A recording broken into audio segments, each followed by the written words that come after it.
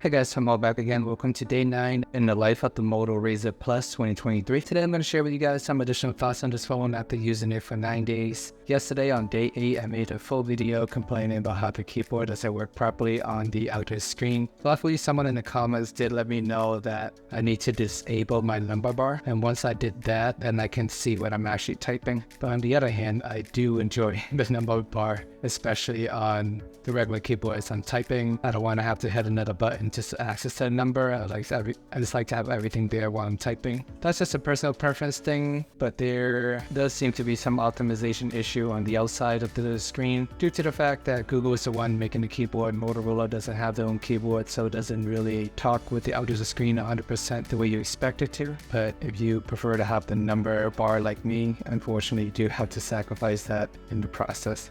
So for now, I just turn it off so I can have more usability on the outside screen. And in some of my prior videos, I complained about this phone being challenging to use with one hand because of the fact that I have to stretch my finger all the way to the other side. I know you can go into the settings, do one-handed mode, but the issue with one-handed mode is depending on which hand you're using, you have to move the keyboard back and forth. If you're using right hand, your keyboard is going to be shifted over to the right side. Sometimes you want to type with your left hand and then you got to move it to the left side. And sometimes when you type with both hands, that side keyboard is too small and you just want the full screen keyboard. I know like Galaxy Notes phone and many other phones in the past, they always have these one-handed mode, but I always find them to be awkward. I prefer to get the full screen because every time you kind of shrink it down or do like a partial keyboard, partial screen, it's just a very uncomfortable experience for me and I don't really like it. So I prefer just to always use the full big keyboard the way it is, and then I stretch my finger over if I need to.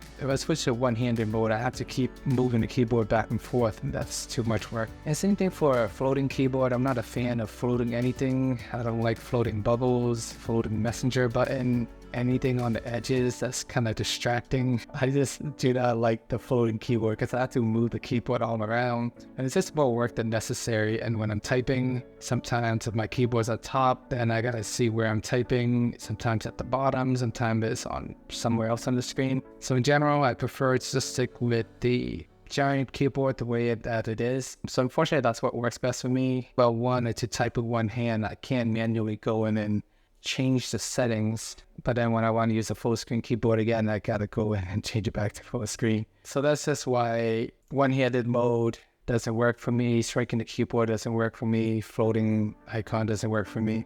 I mean, for the most part, I don't mind typing with two hands. It's just sometimes you carry groceries or something with one hand, and then that's when you probably gonna need to use the one-handed mode. And now that I got the keyboard figured out on the outer display, tomorrow I'm gonna do a full day of just using the outer display from morning to night, the whole day without opening the phone. We'll see how much I can get by, and I'll let you guys know the experience, so remember to stay tuned for that. But for now, I just found the outer display helpful when I'm vlogging, just because the fact I can frame my shots, see what I'm recording, so that's been the most useful feature for me. Although it is nice to have all functioning apps on the outside, there are some weird optimization issue like the keyboard problems that I mentioned earlier, but it just takes some time to play around with and get used to it, I guess, if you are 100% adamant on using the outer display. So on day 10, I'm just going to do a full day of all external display, not opening the phone once for the whole day. But so far, this phone is still very fast and responsive after having it for 9 days. Battery is pretty solid. Wireless charging actually works pretty well, even though it's only 5 watt. Since I work from home, I just have it sitting on my wireless charger. I wake up at 6 a.m. and by 6 p.m. I still have 30% left because it's still trickling in and charging throughout the day. When I was using my Google Pixel 7a, it has the same 5 watt wireless charging, maybe even 7 watt or something, I forget. But when I was using that, the phone in general gets so hot that when I use wireless charging, it doesn't really charge at all throughout the day, oddly enough. Maybe you get a percent or two an hour. It either just holds its charge or you might even, in some case, still lose battery life. But wireless charging works fine on this phone. The phone is pretty cool. The phone doesn't really get hot, so it doesn't impact the charging. I still think the phone is a little bit expensive at $1,000, but it is slowly coming down.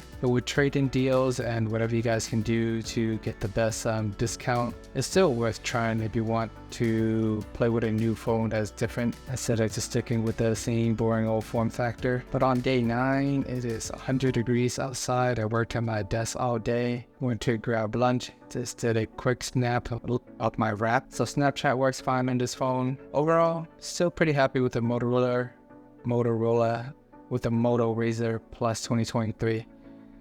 They need to change the name though. It's not very easy to say. It's a great phone. It does have some few minor flaws. It's still stylish, it's powerful, has some novelty factor in there. We get to enjoy the nostalgia of using the phone. I'm getting used to flicking it in and out with my right hand. But so far, so good. Just a somewhat shorter video today. Do want to give you some updates on the outer display. But stay tuned for a full day of use tomorrow. Thank you for watching. Remember to like and subscribe. Please check out my other daily vlogs if you haven't already. And see you guys in the next video.